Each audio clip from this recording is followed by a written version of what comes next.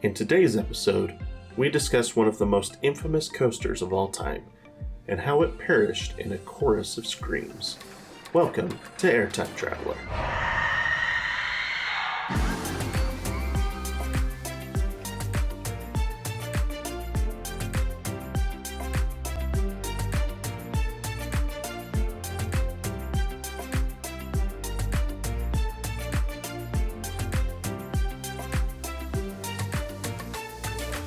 How's it going, everybody? Welcome to the Roller Coaster History Podcast. You are listening to Airtime Traveler.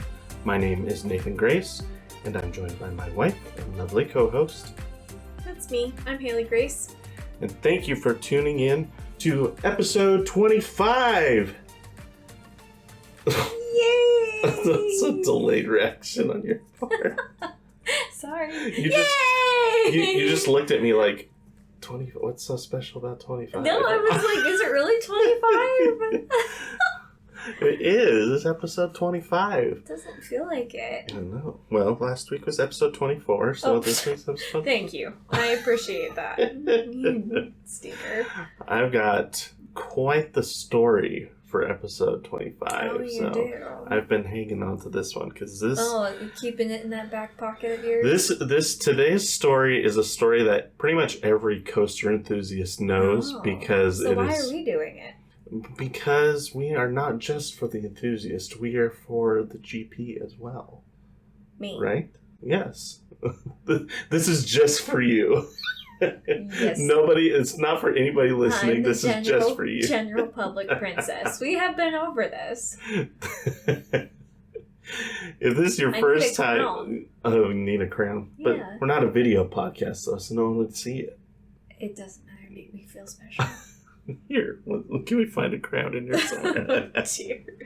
If this is your first time tuning into the podcast, I am a coaster enthusiast and have been for a long time, and Haley is a member of the GP, or the general public. So the general public princess. Yes, we take one roller coaster and we dive into the history of that roller coaster. And so I'm here to do the research and tell the stories, and Haley is here to make me more interesting and make sure I don't put you all to sleep. So, is that what I'm here for?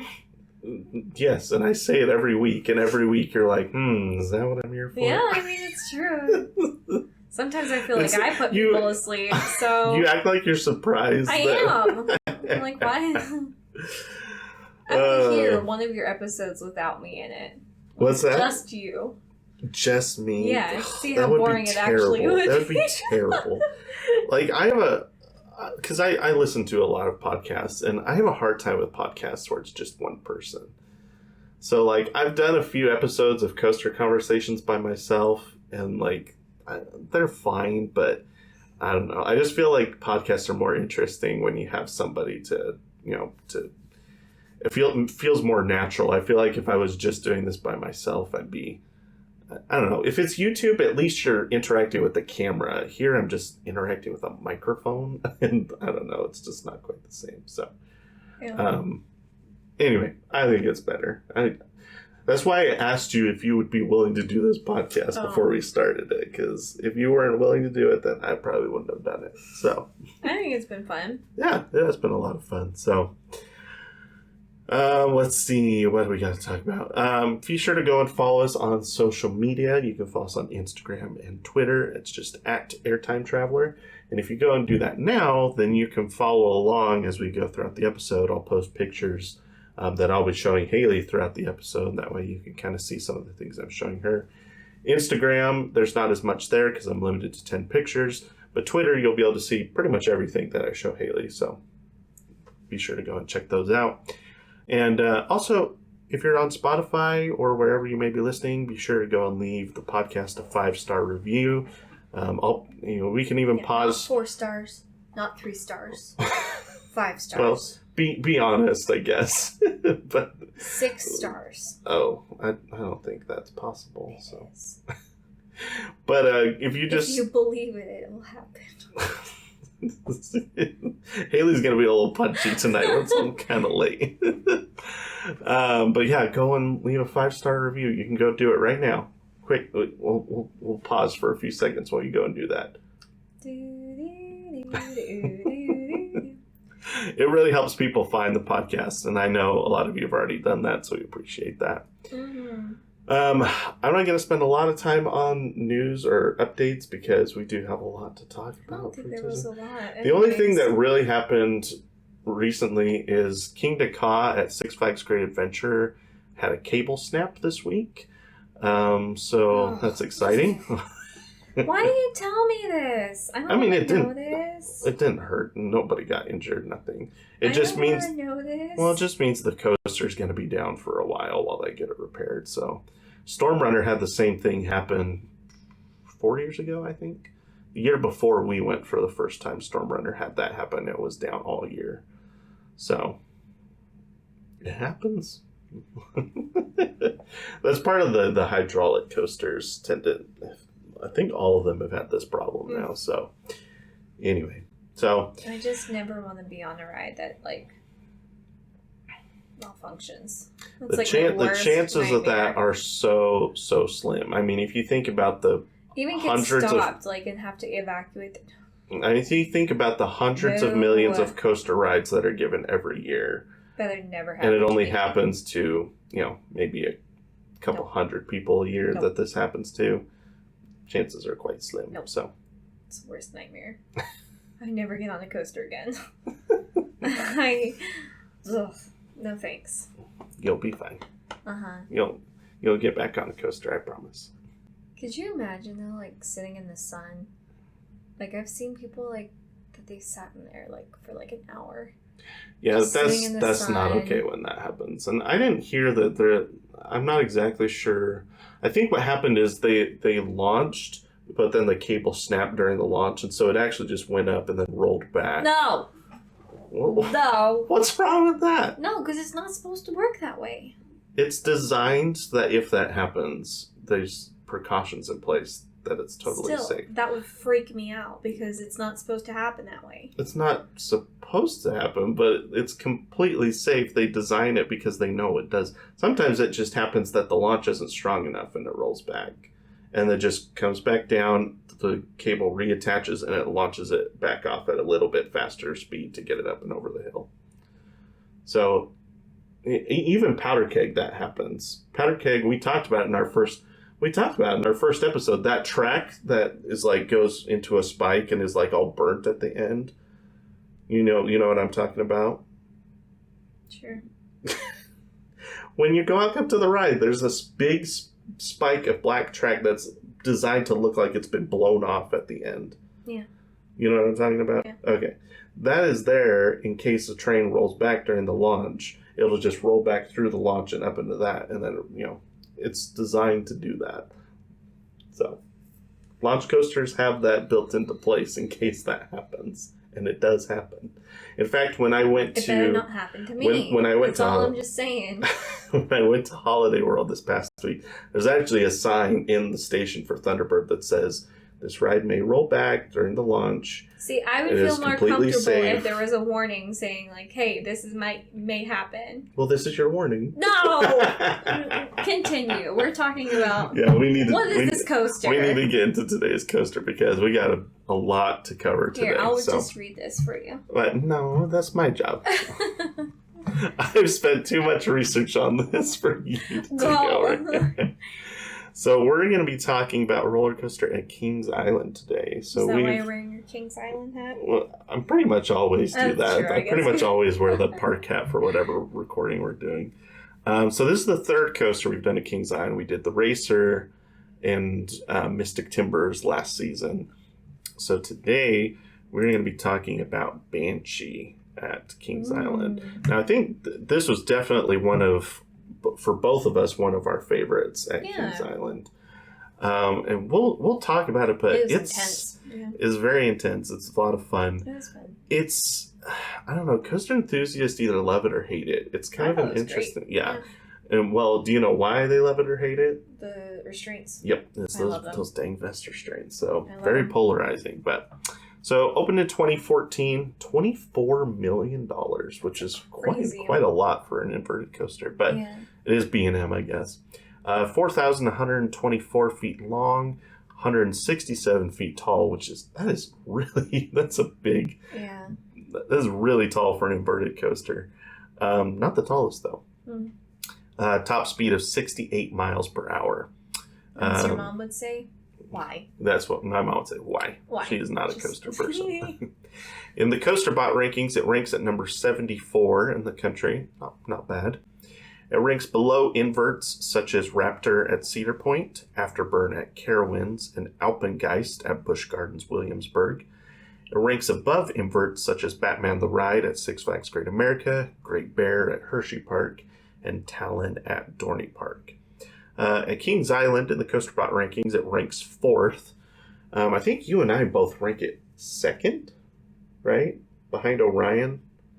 I thought so. I think, yeah, so we definitely liked this more than others. But at Kings Island, so this is the rankings. Mystic Timbers at number 1, Orion at 2, Diamondback at number 3, and then Banshee at 4.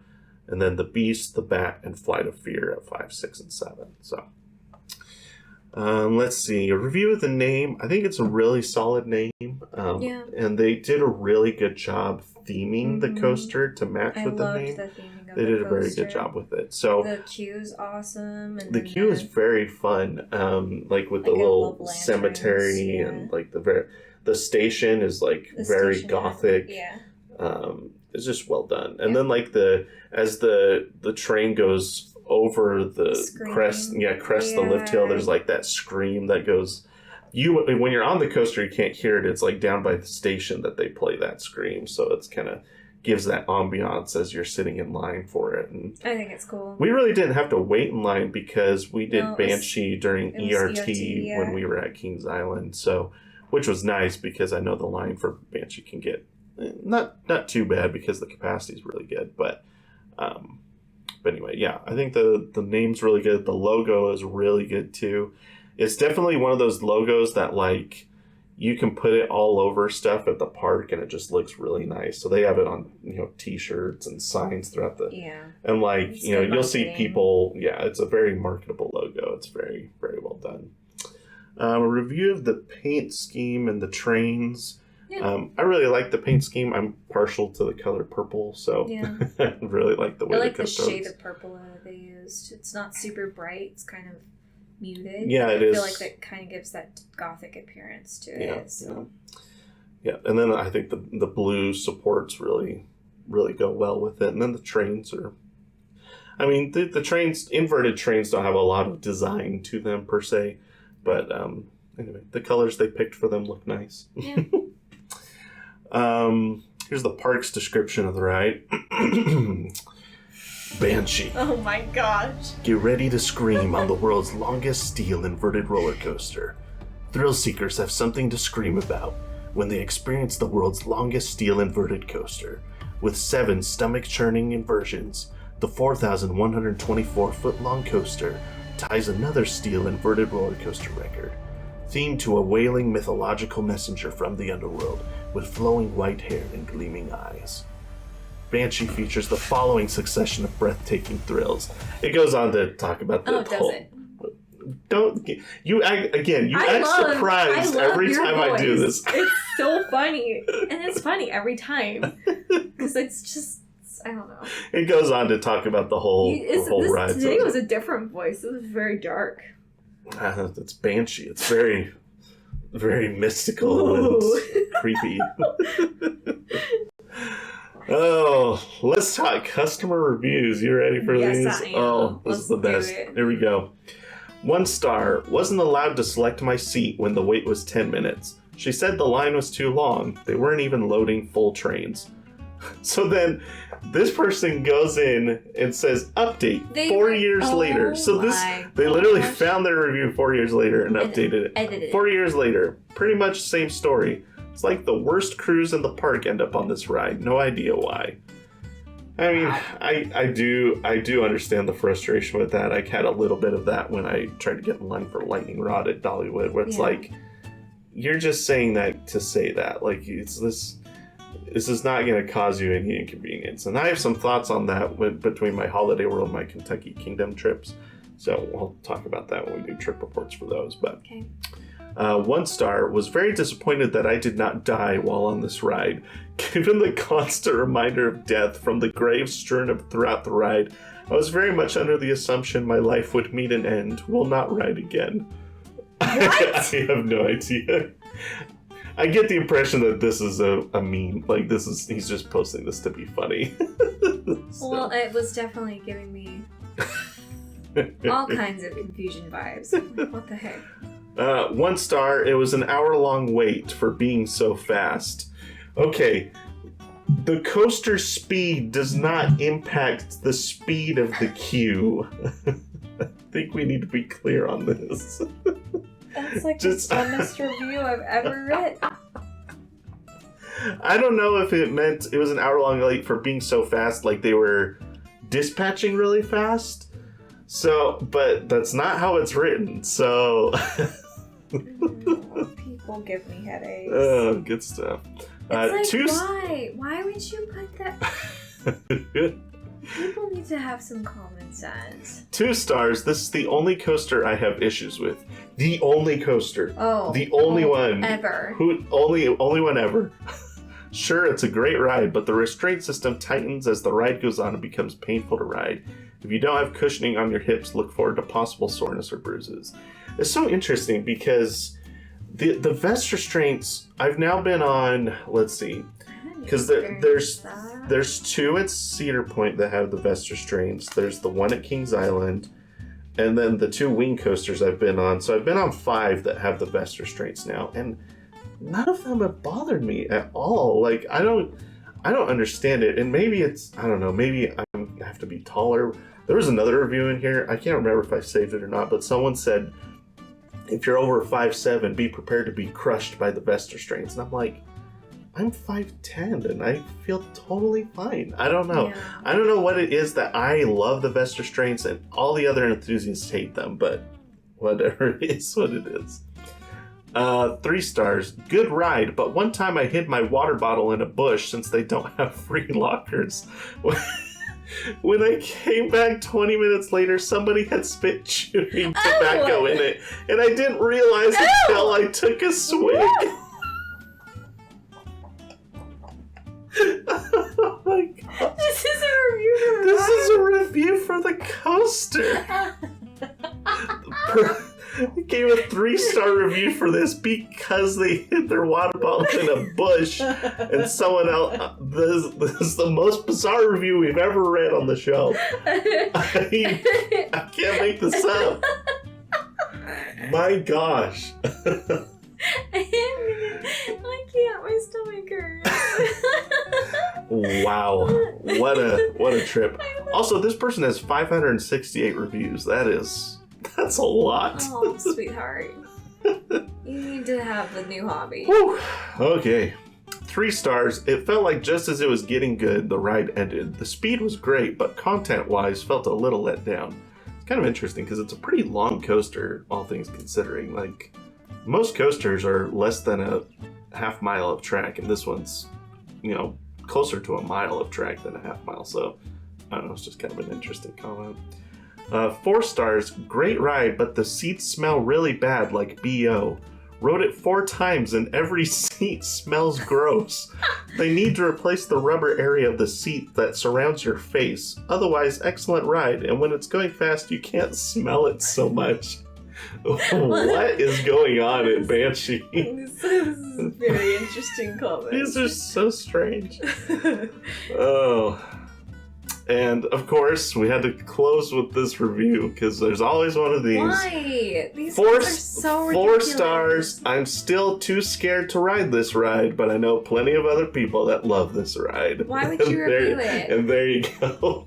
Why? I just don't understand why you have the desire to... We need to come up with a nickname for these people that need to leave a review for a ride they've never been on. There's got to be some. I'll have to brainstorm that in the childless reviewers, because they have all the time in the world to do this. There's our reviews from Banshee. That's our introduction to Banshee at Kings Island. Let's talk about the fascinating history of Banshee at Kings Island. So we're going to go back to 1990. 1990.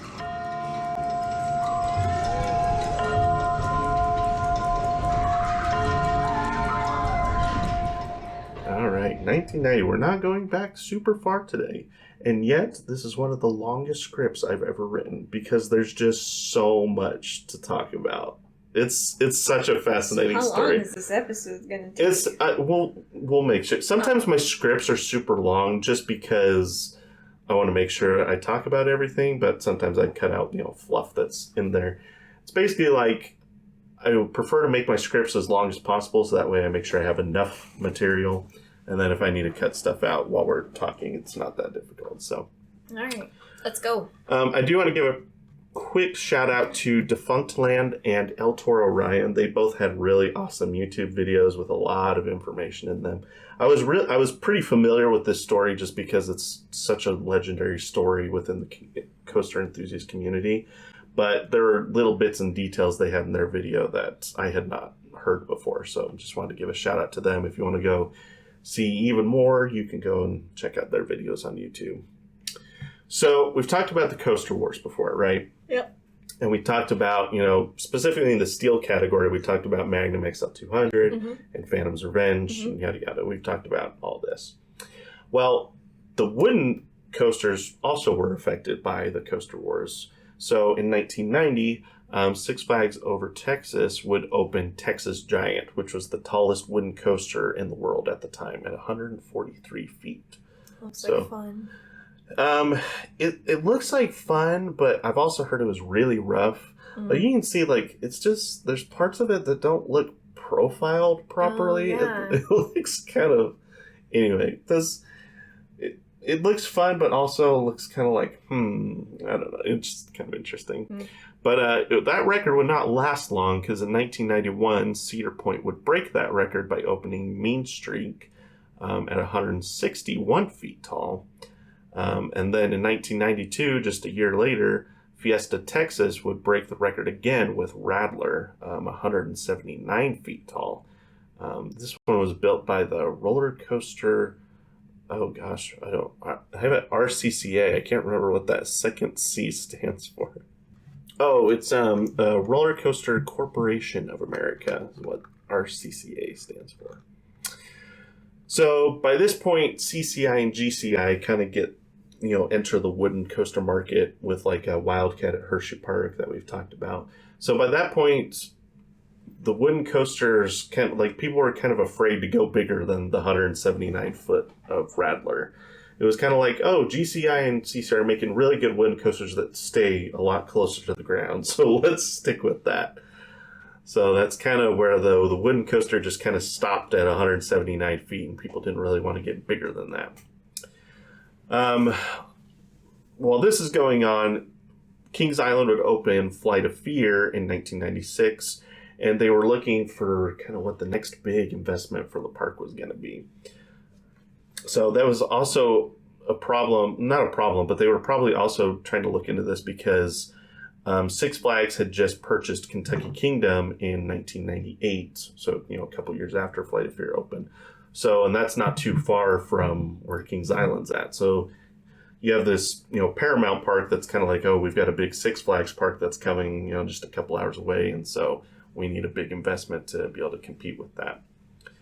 At this point, the Beast was probably Kings Island's best ride. You could also make an argument for the Bat or Vortex, which was still at the park at that point. But in 1997, park officials reached out to RCCA, who built this one right here, the Rattler, about a potential record-breaking wooden coaster.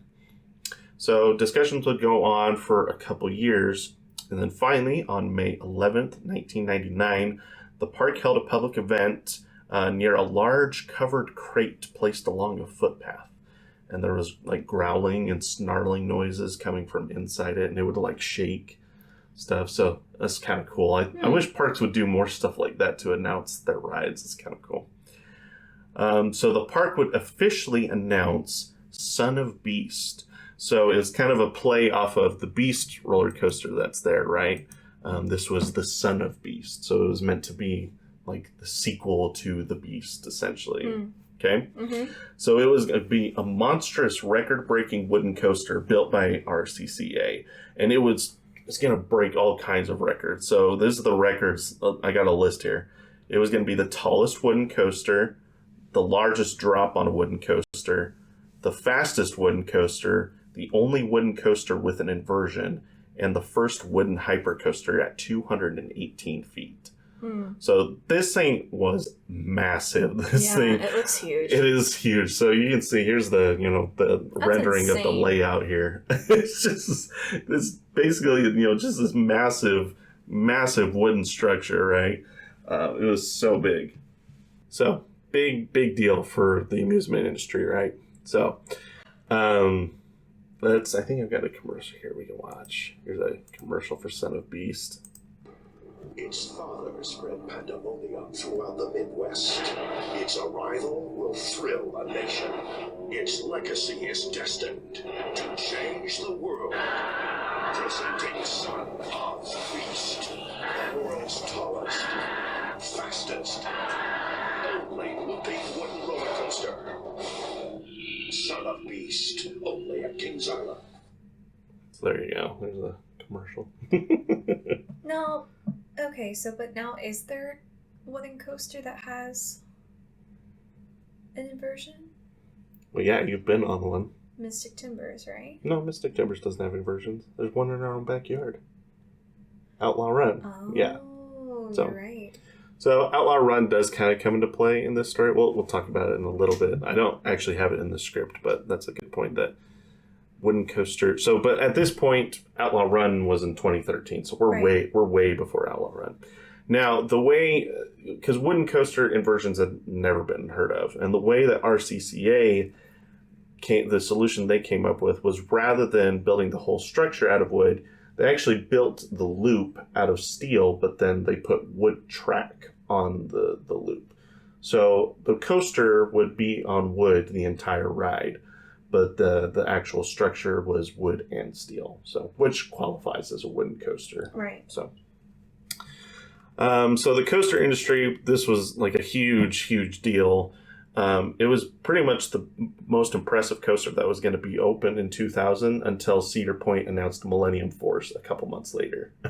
So, which that was the first steel 300-foot coaster. Mm-hmm. So lots of things happening at the turn of the century for the amusement industry. So construction would begin shortly thereafter. I've got some material stats here for you. I know you think these are fascinating. So had 2,400 concrete footers, 2.5 million feet of wood. Southern yellow pine was the wood they used. And 225,000 steel bolts. Tree hugger in me is like, you killed a lot of them trees, man.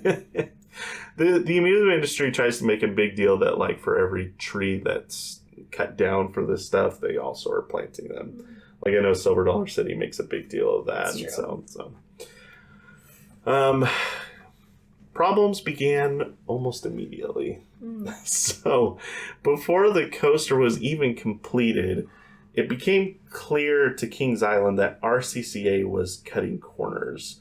And so they kind of had irreconcilable differences during the construction process, and Kings Island fired RCCA before the coaster was even complete. And Kings Island basically just said, we'll finish it ourselves. So that's problem one. Okay, here's some construction photos here. Here you can see here's the lift hill, building in the snow. Here's halfway through the loop they've got the construction going on here. I hate being a construction worker for a coaster company. Well, yeah, that would for multiple reasons, but definitely your not love of heights. No. So then construction's continuing throughout the end of 1999 into the beginning of 2000. On January 11th, 2000, a windstorm blew through southern Ohio and caused the second hill to completely collapse. What? So I guess they had just constructed it the previous day and had like some temporary supports in place Because, like, the coaster becomes the strongest once everything is put into place, right? It's kind of like... it's like, well, a puzzle. Yeah, like a puzzle. Once, like, all the pieces are in place, that's when it's the strongest. Yeah. But it wasn't done, and so these temporary supports didn't hold it strong enough, so it just collapsed. But it was a big deal here. You can see this picture kind of shows it a little bit. My gosh. And OSHA actually got involved to make sure that, like, the working conditions were safe for the workers, and so this is a big deal. Apparently, it wasn't bad enough that they stopped construction, though, because the park basically said, like, this won't actually cause any delays, and so anyway. So that's strike number 2. We're already off to a rough start here. So eventually the ride would be delayed by 2 weeks, but it would still open on April 28th, 2000. So here's some pictures from early on. The ornery part of me is like, well, that's better than Zambini Singer. Zambezi Singer. Yeah, Zambini Singer. Which we could talk about. Kirsty and I will trash on Zambezi Singer. Can't believe it's still not open.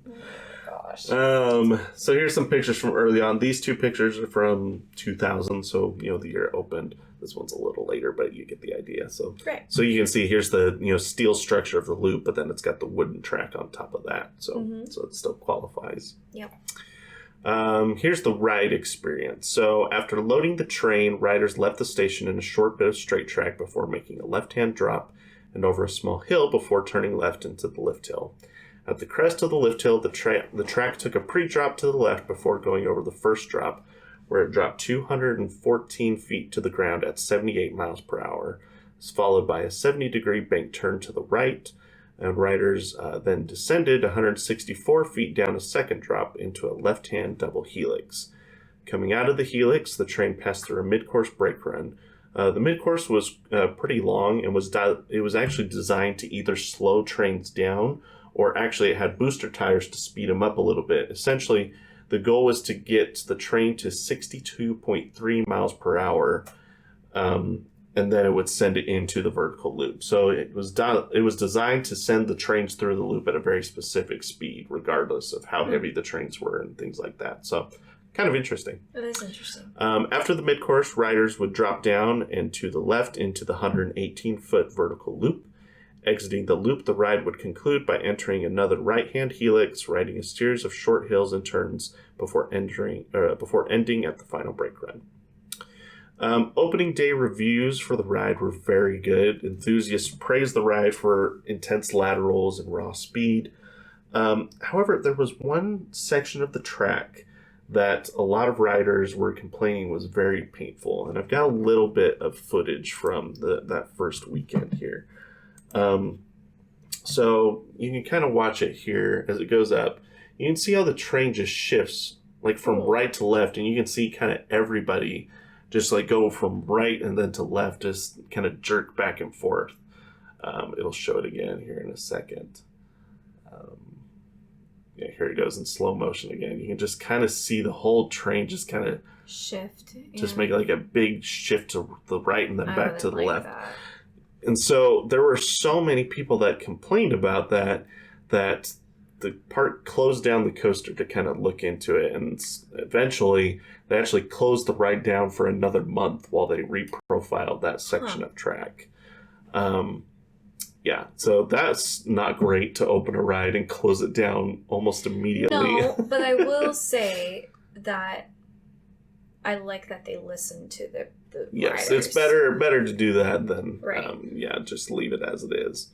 However, there was more at play than just that section of track.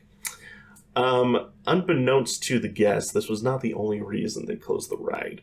So park officials were keeping a close eye on the ride throughout the opening weekend, just seeing how things were doing. And it was swaying way more than they intended it to. Like the whole coaster? Mm-hmm. No. Now here's the thing. Coasters are supposed to sway. If you watch wooden coasters, modern wooden coasters, they still sway. Are you trying to convince me not to like coasters? They're supposed to do that. They're supposed to do that. Think about it. If it was completely stiff, whenever any pressure is put on it, it's just going to snap. Okay, let me ask you this. Do skyscrapers sway back and forth? They do, actually. They actually do. They're purposely designed that way. No, this is why I don't do heights. Buildings are purposely designed to sway just enough that if there's any pressure applied to it, it doesn't just snap and break. So no sway is bad, and too much sway is also bad. You want the sweet spot where there's just enough sway that it's, it's essentially absorbing. It's like absorption shocks, like on your car, right? It's absorbing some of that force, but, you don't want it to completely, not absorb anything, but you also don't want it to absorb nothing, right? Mm-hmm. So, Haley's never going to ride a roller coaster again after today's episode. So, particularly during the helixes is when they noticed this. There was a report that a board came loose and fell from the superstructure that day. That's not confirmed, but there's reports that happened. Oh, this is not good. During the month the ride was closed, the park also added anchored cables to the section that was swaying too much. So you can kind of see... it's not in this picture. Oh, here it is. So you can see these cables that they added to the ride right here. And then it had like an anchor in the middle. So that way it kept it from swaying too much. It was kind of, keeping it all where it was supposed to be. So okay. Guess that's an easy fix. Yeah, it's really not that difficult especially for wooden coasters. It's not. I've never heard of too much sway being a problem on a steel coaster before. So anyway. So, after all these modifications, I guess they added some additional wooden structure to give it some more support. So, after all these modifications, the ride would reopen on May 26th, but only with one train. Apparently, they also noticed that opening weekend that the wear and tear on the track was happening so fast, like way faster than they anticipated. So they basically said, this ride isn't even going to last that long if we just, keep running it the way we're running it. So they limited the ride to one train until necessary modifications and repairs could be completed.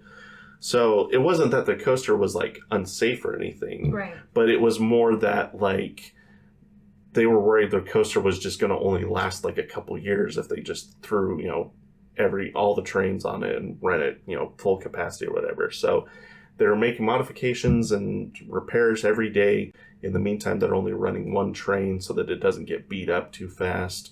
But that causes problems because now you have a brand new ride that's only running one train. Yeah. So you're having 3-hour waits. And it's a really long ride too. So, the line is moving so slow.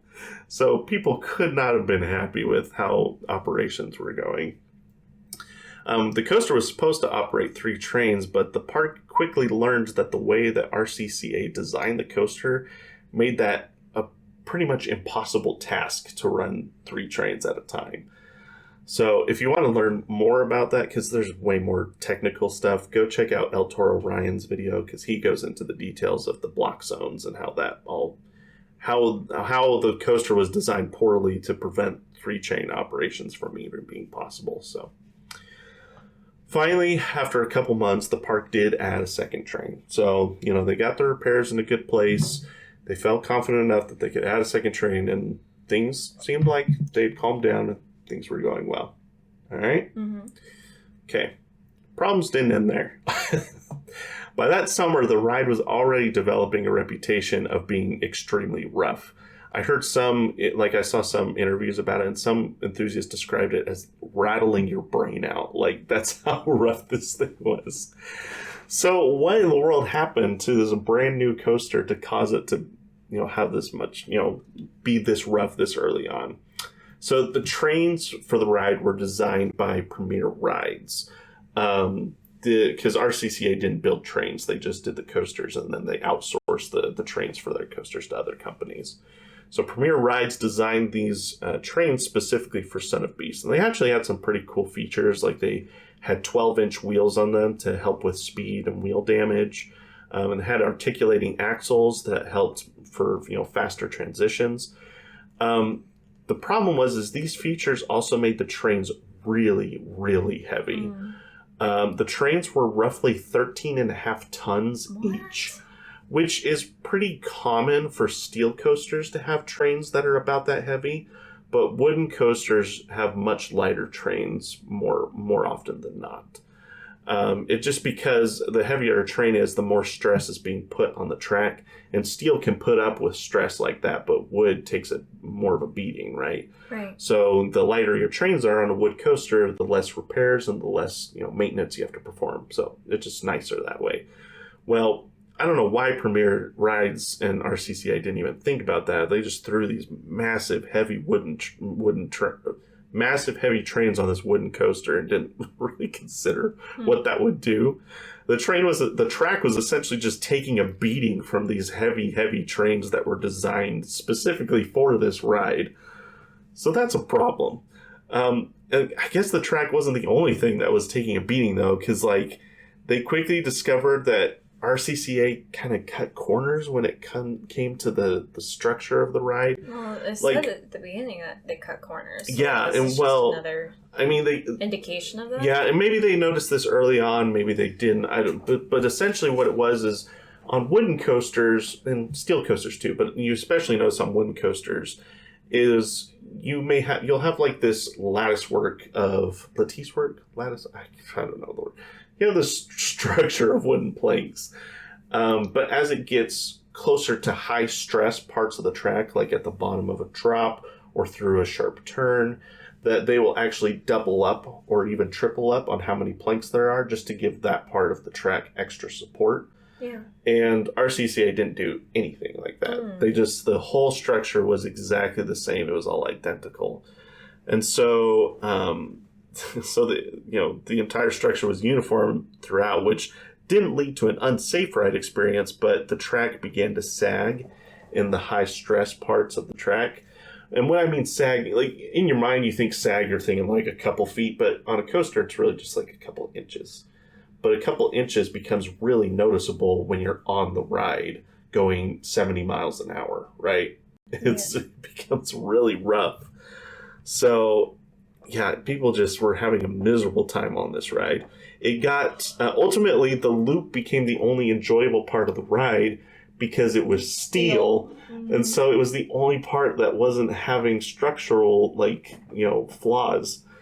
So it got so bad that at the end of the 2000 season, Kings Island would actually file a lawsuit against RCCA.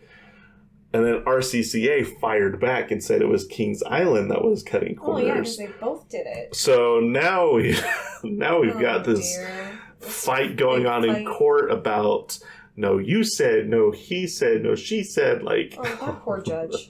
So. Could you imagine having that judge for that? Well, or even the jury, oh my god, I would be in an eye-rolling situation. And that happens a lot in court cases, right? Everyone thinks that he said, she said, yeah. So the lawsuit would last for years. Well, of course it does. Meanwhile, the ride still operated because ultimately when it came down to it, the ride was not unsafe. It was just really uncomfortable. It was just a pain to ride, and people started to really dislike it because it was just rough and uncomfortable. Some people still had there were still its fans. Just depending on their preferences, I suppose. Some people like getting rattled around in a blender, but but blenders are cool. Yeah, so that happens at the end of 2000. The ride continues to operate for the next few years as this lawsuit is going on. In 2005, RCCA would actually go bankrupt because their reputation because of this ride had just been completely ruined. So despite that, Kings Island would continue the lawsuit going after RCCA's insurance company. They're just trying to get their money back.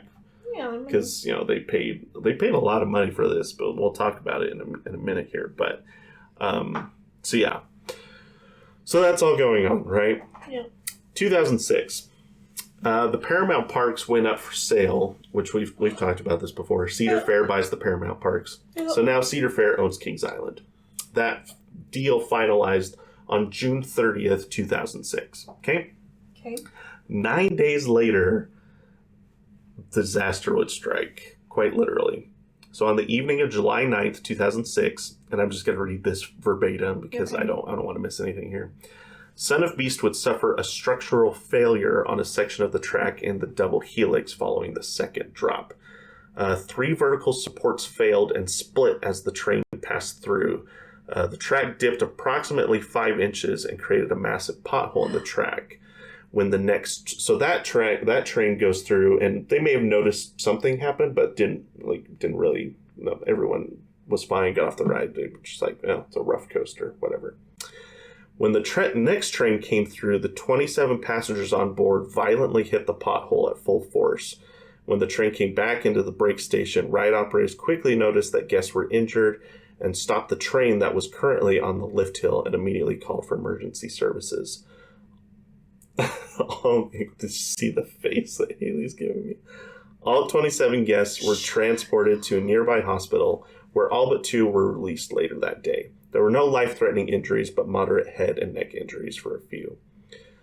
So, could you imagine being a passenger on this? Yeah, I've read the story from a few of the 27 people who were on the ride that day, and it's insane. Like, that would be so scary. From what I understand, is there were people that were coherent enough to understand what had happened and were literally yelling at the ride operators to shut it down because they were trying to make sure the next train didn't go over the lift hill and have exactly what happened to them. So unfortunately that worked. So they did. They immediately shut it down, and I think the train on the lift hill was stuck there for a while, but at least they didn't go into the circuit of the ride. It could have been even worse the next train. It certainly could have. So here's some. Obviously, the ride was immediately shut down, and the state of Ohio began this big investigation into what happened. And so, so here's the news story here, and then you can see some of the pictures of the aftermath. So the state ordered SEA Limited to evaluate the ride and determine what caused the incident. So it was a 6-week investigation, and the SEA Limited found that the park had essentially made modifications to the structure to try to support it. I'm not. I read the report, but I'm not technically sophisticated enough to really understand exactly what happened. I'm not an engineer, but from what I understand, they essentially tried to add more wood to strengthen the structure in certain parts of the ride. But like I said, if it doesn't have enough sway in the structure, that just causes it to snap. And that's essentially what happened, is there wasn't enough structural give. And so at some point the wood just did not have enough integrity, and it just snapped in several places. So you can see some of the splits that happened here. The investigation also discovered that similar modifications had been made in 50 other places on the ride. So it was pretty much just inevitable that this was going to happen at some point. So this is not good, right? This is a park's worst nightmare, right? Yeah. Like, the last thing you want as a big amusement park is for people to feel unsafe when they come to your park. And this was a huge deal. This is the ultimate, not the ultimate, because someone being, killed on a ride is that's the worst. And we've seen that happen before, and that's, it's terrible. This is like the next worst thing, right? Is for people to be injured on one of your rides. Yeah. So not good at all. So the ride was obviously closed for the remainder of the 2006 season and well into the 2007 season as well. So during this time, they're obviously removing this extra wood that they added because it was causing more problems than, salt. It was causing this, right?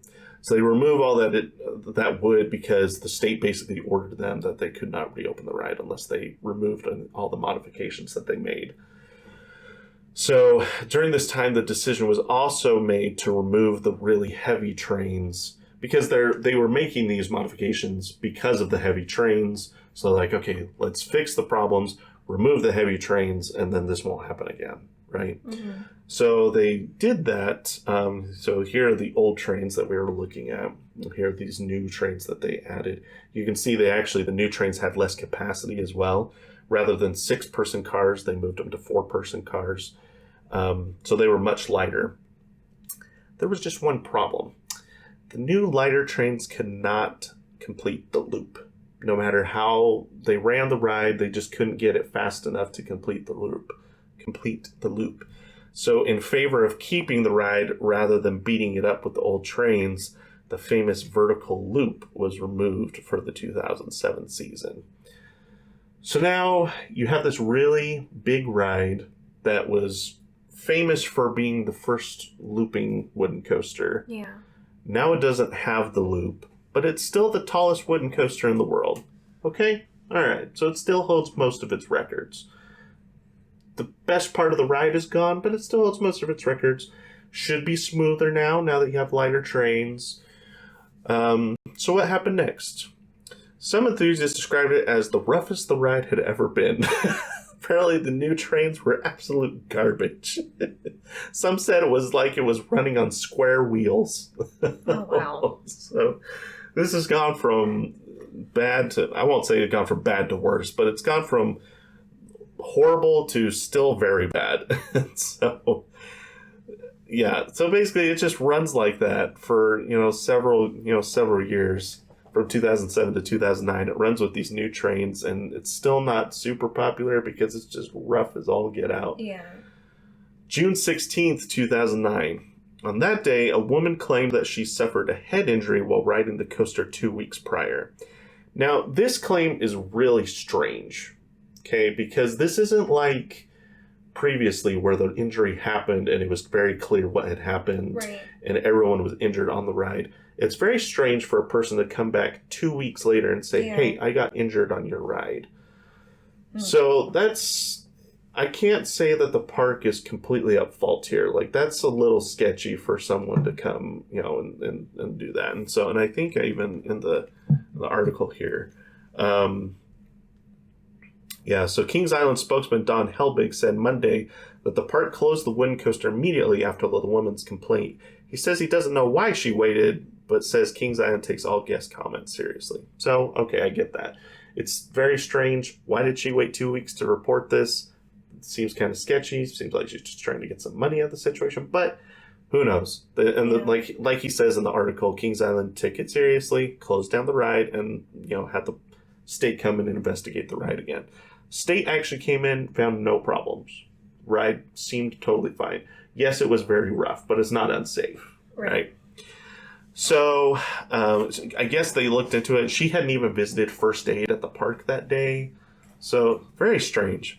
But they performed this maintenance review as a precaution. But even after the investigation, the ride remained closed for the remainder of the year. So not exactly sure why. But then in November of 2009, a state investigator took the stand and actually testified of mishaps and shortcuts that the park had taken during the ride's lifespan. Now, there's some, because this wasn't part of the official state investigation, there's some iffiness on whether the legitimacy of his claims. But I do have a little TV spot here. This is a couple minutes, but it's just fascinating as they're talking about the ride. And this is just really bad press for a roller coaster to hit the news like this. So let's go ahead and watch this really quick. Secrets concerning the Son of Beasts. I mean, you hate to think it might have happened, but did Kings Island hide the truth about the roller coaster's safety? Well, an engineer who inspected the ride says yes, and he's now telling his story tonight. Here's John London is live with the new twist in the Son of Beasts saga. John? Well, Cherie, heavy criticism from the state's lead investigator about what he calls piecemeal repairs to the Son of Beast, and it certainly adds to the lingering question about whether the ride will reopen next year or ever. Do you tell me swear or from I tell truth, the whole truth, and nothing but the truth? I'll be married. I do. The state investigator who examined the Son of Beast says Kings Island put riders at risk. In a video deposition, Rick Schmizzy dissected photos of the wooden coaster and structural weak points right down to the loose bolts. I could have spun it with my finger. It was that loose? It was that loose. And this is not the failure location. This is another location. Schmizzy says when the Sun debuted 9 years ago, park owners could tell the ride was swaying too much, but instead of shutting it down and treating the whole patient, a 5-acre coaster, they took a Band-Aid approach. It was more of let's see what we can do to kind of make it work along the way. And I thought that was a poor way to approach the problem. With all the initial capital that went into Son of Beast and the many years' worth of repairs, it's probably a $30 million investment. It would be a huge undertaking to take it out, let alone replace it with something comparable.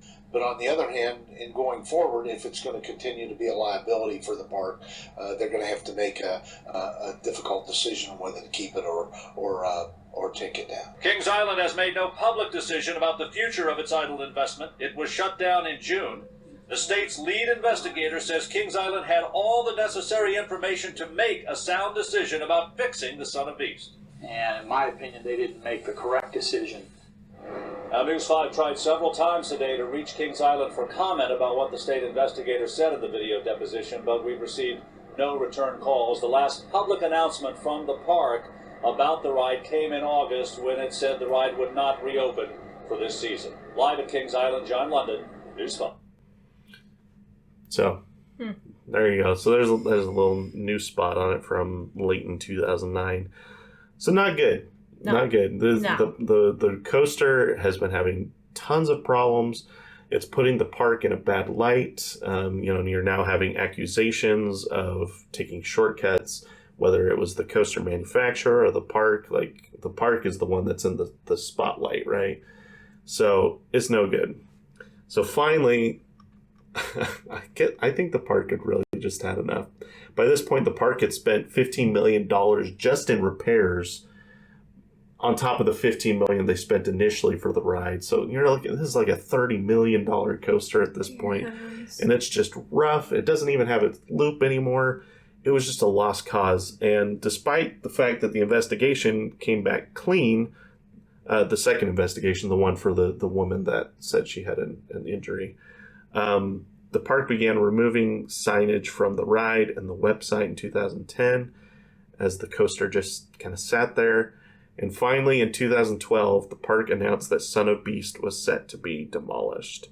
And demolition would begin in September of 2012. So here's some pictures from the demolition. And then on November 20th, 2012, the last remaining structure of the lift hill was torn down. And there's actually a video of it. I like got it right here. Turn that down. You get the idea. So what? That's pretty nuts.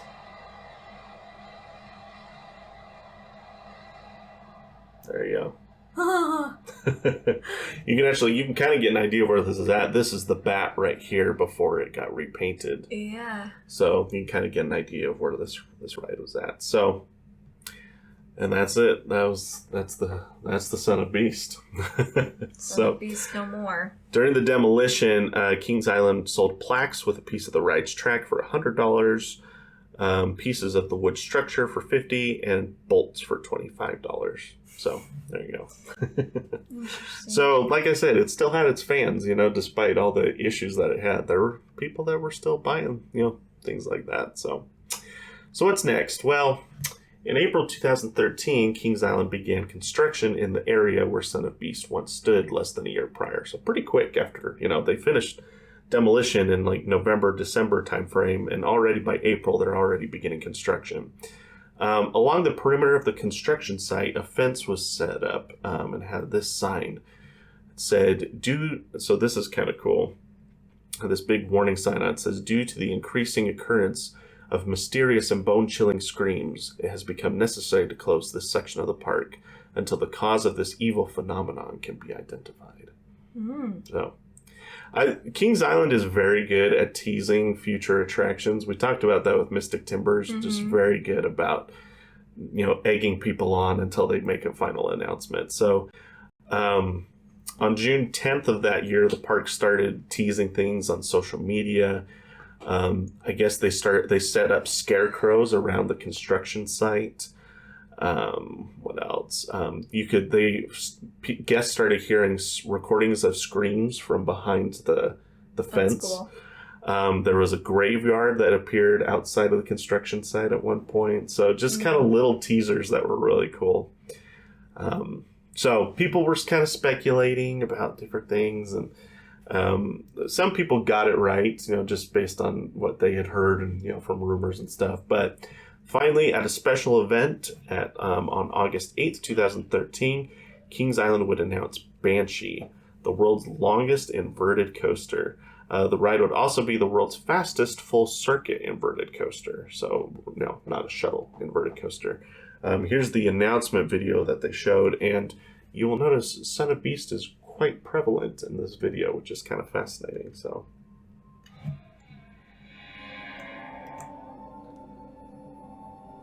for those of you listening, it's showing a graveyard with like some, gravestones that are showing past rides from Kings Island. Shows this gravestone with Son of Beast on it, and then the background is Son of Beast, and then they show it collapsing, and then it goes on to show the new coaster here. So, I like that. Yeah, springing up from the graveyard. Very cool. So if you want to go and watch this, you can find it on YouTube, or like I said, it'll be on Twitter, so that you can just find it in the thread that I post.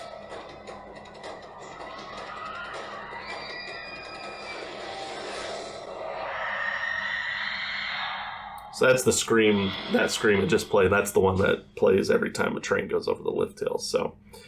So very interesting. Even in the announcement of this, they're showing Son of Beast. It's kind of meant to be the successor to Son of Beast in a way, because it's on the same plot of land, and the park recognized that even though Son of Beast was pretty much an absolute failure, that it still was like a big deal and like a legend in the coaster industry and among enthusiasts. So they're kind of playing off of that during this ride. So here's a render from the announcement day. So that's the whole layout that you can see there. And then some other renders of kind of how the area around the ride would look, which this is pretty faithful to what they ended up doing. So construction was pretty quick. I forgot to mention one thing here. So the name Banshee had actually previously been trademarked by Cedar Fair to use on their 1996 stand-up coaster at Cedar Point. However, market research showed that people were too frightened by the name.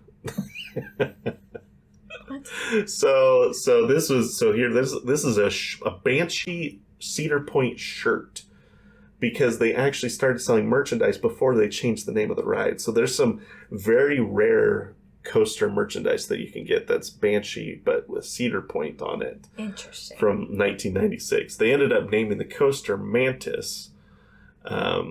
And then the logo was actually altered to Steel Force, which is at Dorney Park. And then the name Banshee ultimately was resurrected for the 2014 coaster at Kings Island. So kind of interesting how all this ties together, but kind of interesting. Inverted coasters had kind of died out in the mid-2000s, mostly because all the parks that wanted one already had one. Patriot at Worlds of Fun was the most recent one that had been built in 2006. So that also led to Banshee being the first B&M invert to feature the vest restraints instead of the old over-the-shoulder restraints, which we've talked about how Haley and I love them, and somehow all the other coaster enthusiasts hate them. But I think it's great. I think it makes it much more enjoyable to not have to worry about, banging your head around. So construction went pretty quick. It started later that month after the announcement, and it only took 5 months for them to finish construction on the ride. So here's some pictures from construction, again in the snow. Typical Kings Island construction. Anything north. Pretty much. So I think there's even some snow on the track in this picture. Yeah, I think makes sense. Trains would be installed shortly thereafter, and testing began in March of 2014. Media preview day was April 17th, 2014. Enthusiasts and media members began gathering outside of the park as early as 4 in the morning. No. What? That's insane. Like, I'm an enthusiast, don't get me wrong. Yeah. And I would totally show up early to be one of the first to ride a new coaster. But 4? But 4 in the morning? Get out of here. No. I don't care that much. That's crazy. So early. That is so early. Banshee would officially open to the public on April 18th, 2014, and continues to operate to this day. The ride experience is as follows. After departing from the station, the train makes a left turn towards the 167-foot chain lift hill. After reaching the top, the sound of a banshee screaming is played as the train drops into a heavily banked right turn. After reaching the bottom of the drop, riders enter a dive loop immediately followed by a vertical loop that wraps around to the lift hill. Continuing down the valley, the train enters the third inversion, a zero-G roll. Next, the train makes an upward left-hand turn into a one-of-a-kind pretzel knot, an element where the train enters a dive loop followed by an Immelman loop. Upon exiting the pretzel knot, the train enters a second vertical loop before making a right turn into a slow inline twist. Following a downward left-hand helix, the train makes a final banked right turn into the final brake run. Now, due to the terrain that the coaster is built on, the difference between the highest point of the ride and the lowest point of the ride is actually 208 feet, which is kind of fascinating. So the train actually hits top speed at the bottom of the pretzel knot, which is like halfway through the ride rather than at the bottom of the first drop. So that's kind of cool. That is cool. Let's see. I've got some pictures here of before and after. So this is that plot of land kind of when Son of Beast was there. So you can see here, here's the bat. It wasn't known as that when it was constructed, but we'll talk about that later. And here's Adventure Express down here, Flight of Fear. Anyway, there's a Vertigo over here. So you get the idea, right? Yeah. So, Eiffel Tower over here.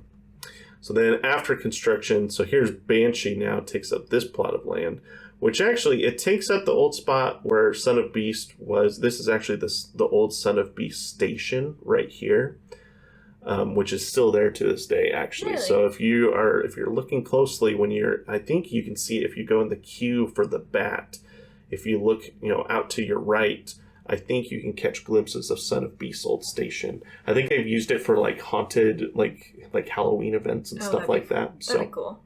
I'm not a big haunted person, but that would be kind of cool. Yep. So in the coaster, Son of Beast was huge because it actually came out all the way out here. This is where that helix was. So it really took up a small portion of where Son of Beast was. They've got all this room to work with back here as well. But anyway. It adds so much. Oh, am I boring you? No. It's just Lee. Yeah, they really could add a lot back there. So, Banshee was a huge hit among enthusiasts and the GP alike.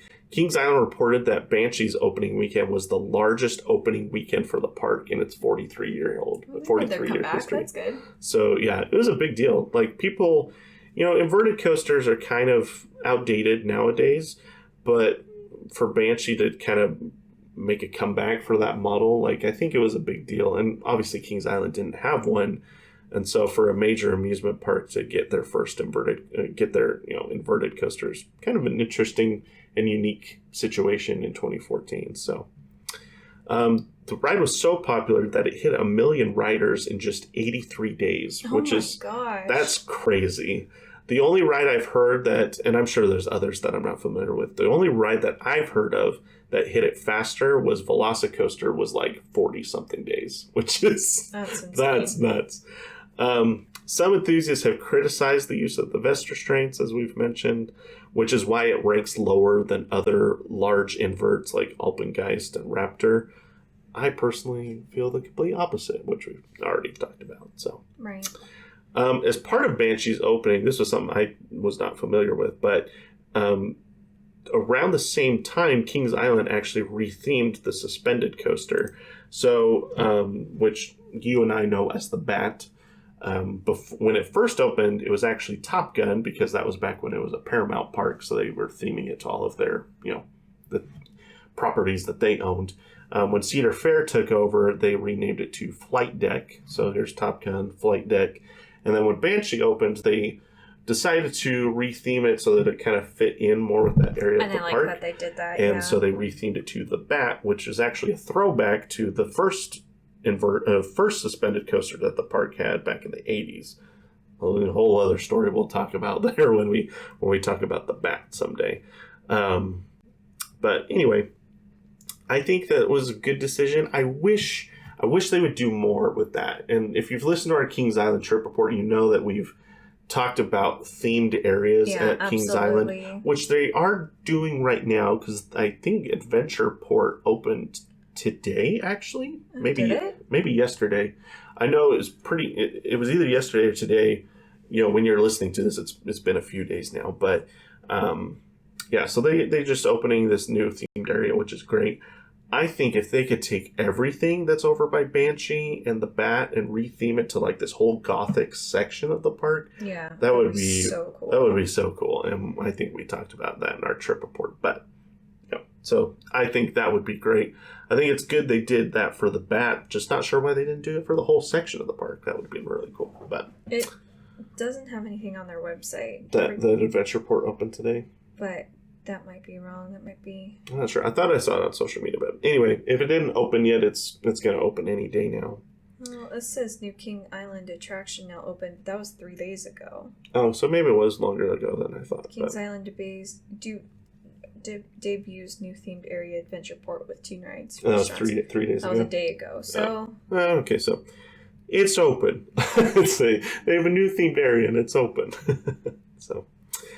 Banshee would ultimately finish second in the Golden Ticket Awards for Best New Coaster in 2014, losing out to Flying Turns at Knoebels, a ride that had been under construction for 7 years before opening in late 2013. Oh my gosh. That's a story for another day, but first we got to get to Knoebels and actually ride the rides before we talk about it. Banshee has remained in the top 50 steel coasters in the Golden Ticket Awards every year since it opened. It's currently sitting at number 37. Okay, that's respectable. Coaster has been a fantastic addition to Kings Island's lineup and continues to throw millions of guests every year. So I think Banshee was a really great addition to their lineup. And the capacity is like 1,600 riders an hour, which is that is so much. That's like, so that one review is wrong. Yeah, the line is slow. Yes. Well, maybe the day they were there, they only ran one train. They went on the 4th of July weekend. Don't go on holidays. Don't go on the weekend. If you have a problem with waiting in lines, don't go during busy times. So, now one thing that is really cool, and I don't know if you noticed this, but I knew this was there, so I actually took a picture of it. I took this picture when we were at Kings Island. Oh, okay. In line, there is this little monument that you walk right past, and it's got this little flame on it, and it has the Son of Beast logo on there, 2000 through 2009. Oh. So I don't know if you noticed that. I know we really didn't wait in line for Banshee because we didn't get to. Well, we couldn't. I couldn't because we weren't in line at the same time. Because Parker. Because we had our son with us, so we had to do parent swap. Yep. But yeah, so there's this little monument. It's actually a big monument. It's probably like 7 or 8 feet tall. And based on this picture, if I'm 5'10", it's taller than I was, just based on this picture. So it's a pretty decent sized monument, but that's the little tribute to Son of Beast right in the queue for Banshee. You walk right by it. So now, just to kind of wrap up the Son of Beast, so that pretty much wraps up Banshee's story. Just to wrap up Son of Beast a little bit here, there are rumors all over the place, and they might be unwarranted, who knows, but Son of Beast is such a legend in the coaster industry that people are like, first of all, a lot of people talk about, if only they could have held on a few more years, what could have RMC done to Son of Beast? Annihilated. It would have been so cool. They would have done something so great, but obviously that didn't happen. Right. But Kings Island does not have an RMC coaster yet. So people are always talking about, what if RMC does a ground-up reimagining of Son of Beast? Oh, what kind that of cool would be so And cool. if you go on YouTube and type in Son of Beast RMC, you'll see people that have gone in Planet Coaster or No Limits 2 and kind of theorized what a Son of Beast reborn by RMC could look like. Dude. That would be sick. So that's obviously the huge rumor, especially because, so with Orion opening in 2020, yeah, I think around 2020. And so, we're coming up to the point where Kings Island should be announcing a new coaster in the next year or two. What could it be? Oh, Could be. goodness. So now a lot of people think Vortex's plot of land is going to be what's next, which I happen to agree with. Right. I think they could very well put in like a family multi-launch coaster in that spot, Okay. which would probably be something the park could use. They don't really have a lot of family coasters. But after that, sky's the limit for real. if they could bring in RMC for a Son of Beast I reimagining. don't know why I'm yawning. I'm not even tired. I'm sorry. So, and then last but not least, this ride is such a legend that if you go to the Kings Island store right now, you can still buy Son of Beast merchandise. Cool. So you can buy a nano coaster, you can buy they got a poster, wooden cutout. This ride is such a fascinating story because despite how at times dangerous and horrible and rough and all the bad press surrounding it, people still are like, man, I wish I could have ridden Son of Beast. Yeah. And to be fair, as a coaster enthusiast, I kind of wish I had. I kind of wish I could say that I got to ride Son of Beast, but that was way before I got into coasters. And so anyway, that is the history of Banshee and the infamous Son of Beast at Kings Island. So that is quite the story, full of scandal and lies and deceit. So, but yeah, I've been excited to tell this one because this is quite a fascinating story in the amusement industry. So that begs the question: would you have ridden Son of Beast? If I don't know, I might have had you rode it first and given me like a. Based on what I know about this ride, I probably would have ridden it. I probably would have ridden it and then gotten off and said, no, you shouldn't ride that. Yeah, so that's what we've done before. So I guess that's the most accurate. Yes, for stuff that I know is fairly rough, I'll definitely ride it for the credit and then let you know if you should ride it or not. Yeah. Like, that's basically how Grizzly at King's Dominion went. So so I imagine that's probably what would have happened with Son of Beast too. So, but yeah, that is the history of Banshee and Son of Beast. And now probably one of the most infamous stories in the coaster enthusiast industry. All right, then. So I feel full of knowledge. Feel included in I this exclusive club. I'm moving up in the world. All right. Well, thank you for tuning in to this episode of Airtime Traveler. If you like that episode, be sure to go and leave us a 5-star review. It's not that hard. It only takes a few seconds, and it really helps people find us in the future, so we appreciate it. Also, be sure to go and follow us on social media.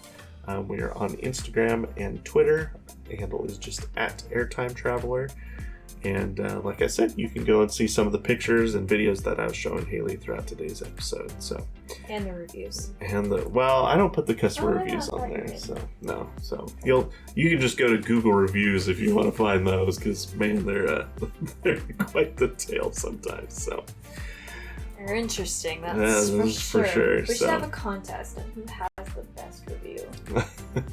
I don't know, man. That water bottle in the bush, that was new. That was a new one. That's got to be top 5 for sure. Wow. Ugh. Oh, it makes me cringe. Any final thoughts? Don't leave your water bottle Don't leave your water bottle in a bush by Banshee. Or anywhere. Or anywhere for Please that matter. Don't. Please don't. Well, thank you for tuning in to this episode of the podcast, and we'll see you in the next one.